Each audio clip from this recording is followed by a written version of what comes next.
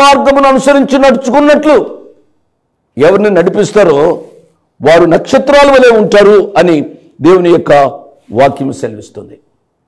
వాక్యం వింటున్నా తమ్ముడు, చెల్లి, యవన బిడ్డలారా, మనము మన యొక్క జీవితాలు మనకే పరిమితం చేసుకోకుండా, స్వార్థ బుద్ధితో కాకుండా, మనము ఏ వెలుగులో జీవిస్తున్నామో ఇతరులు కూడా అదే వెలుగులో జీవించేటట్టుగా జీవించాలి అని ప్రభు పేరిట నేను మనవి చేస్తున్నా. నెంబర్ 1, ఒక మిషనరీగా జీవించాలి అనగా ఆయన నక్షత్రంగా, నీ డబ్బా నువ్వు కొట్టుకోవడం, నా డబ్బా నేను కొట్టుకోవడం కాదు, ప్రభువుకు సాక్షులుగా జీవించాలి అని ప్రభు పేరిట నేను మనవి చేస్తున్నాను.